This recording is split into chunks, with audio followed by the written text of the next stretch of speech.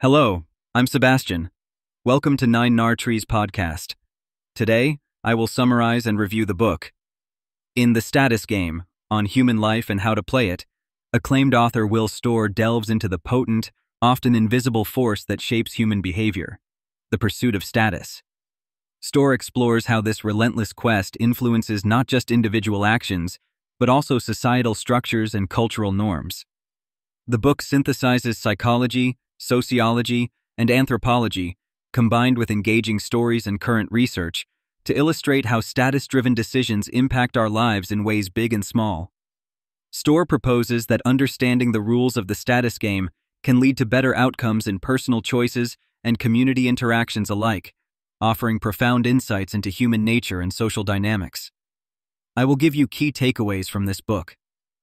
Firstly, the nature and importance of status. Status, as Will Storr argues, is not merely a superficial desire for social recognition or material wealth, but a fundamental human drive, crucial to our survival and reproductive success.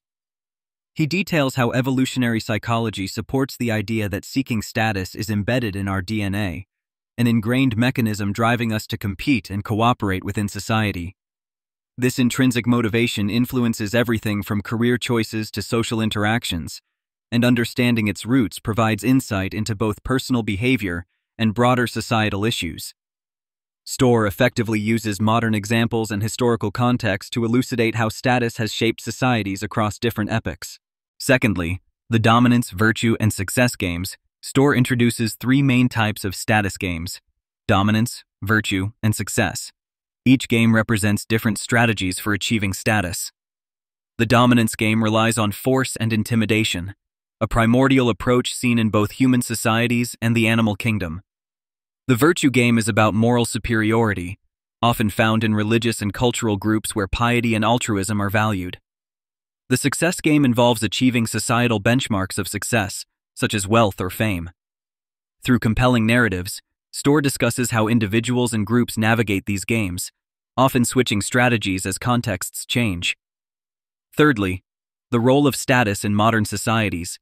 Modern societies have complicated the status game, as Storr illustrates through discussions on social media, corporate culture, and politics.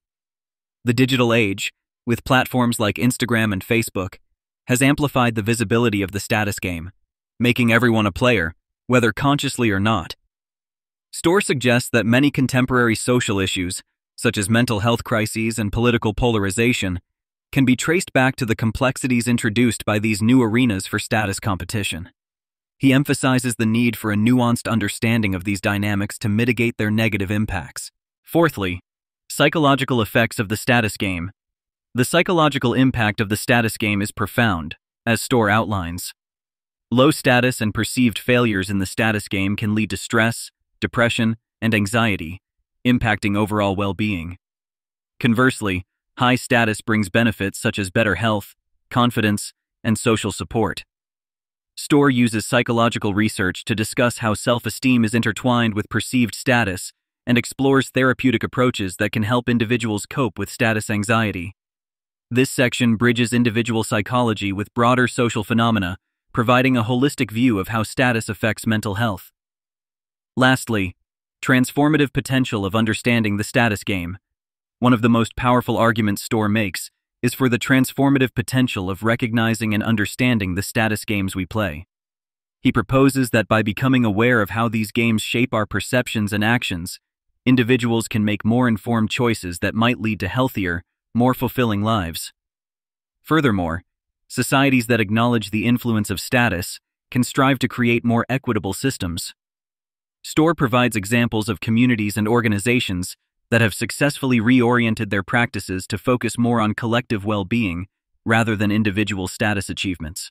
In conclusion, The Status Game, On Human Life and How to Play It, is essential reading for anyone interested in psychology, sociology, or simply understanding human behavior better. Will Storr's engaging narrative and comprehensive research make the complex topic of status accessible and relevant.